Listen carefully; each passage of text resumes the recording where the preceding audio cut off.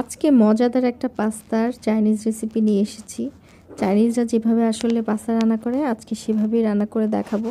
একটু ধৈর্য নিয়ে ভিডিওটা ফুল দেখতে হবে, না হলে কিন্তু বুঝতে পারবেন না আসলে এত মজার পাস্তা কিভাবে তৈরি করা যায়।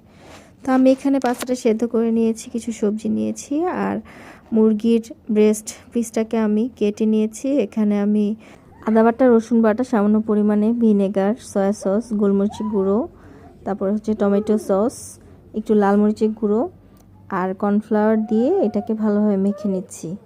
তারপর আমি ভেজে নেওয়ার জন্য প্যানে দিয়ে দিব।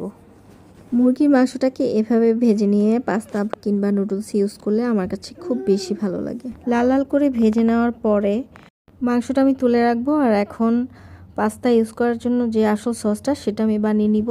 তো সয়া সস নিয়ে নিলাম আর নিয়ে নিলাম ভিনেগার আর দিয়ে দিলাম এখানে গোলমরিচের গুঁড়ো, চিলি ফ্লেক্স আর টমেটো সস।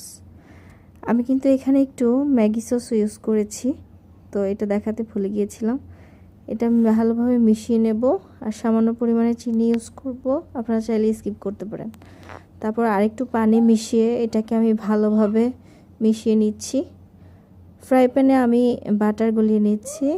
বাটারটা যখন গলে যাবে দেন আমি সবজিটা সটে করে নিব। এখানে আমি গাজর আর মটরশুঁটি ইউজ করেছি।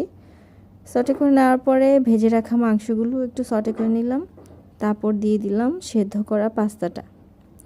এরপর সবগুলো কিছুক্ষণ 2 মিনিট ভেজে নিয়ে আমি দিয়ে দিব তৈরি করে রাখা মজাদার সেই সসটা। এটাই কিন্তু আসল মজা পাস্তার। এভাবে করে যদি তৈরি করে দিতে পারেন তাহলে আশা করি পাস্তা খেতে আর খারাপ লাগবে না। যারা পাস্তা পছন্দ করে না তাদেরও ভীষণ ভালো লাগবে। তো আমি ফুটে ওঠার জন্য একটু ঢেকে দিয়েছিলাম। ঢাকাটা ওঠানোর পরে দেখলাম যে খুব সুন্দরভাবে ফুটে উঠেছে। তার মানে আমার পাস্তাটা প্রায় হয়ে এসেছে। এখানে আপনারা কাঁচামরিচ ইউজ করতে পারেন। আমার বেবি ছোট, ঝাল খেতে পারে না বেশি একটা, এই জন্য আমি যেহেতু চিলি ফ্লেক্স ইউজ করেছি এই জন্য আমি আর কাঁচামরিচটা ইউজ করলাম না। তো এখন টেস্ট করার পালা। এটা কিন্তু ভীষণ মজাদার হয়েছে। দেখতে যতটা মজাদার মনে হচ্ছে আসলে খেতে সত্যি অতটাই মজার ছিল। এভাবে কিন্তু বাসায় ট্রাই করে দেখতে পারেন। ও আরেকটা কথা, আপনারা চাইলে এখানে ডিমও ইউজ করতে পারেন।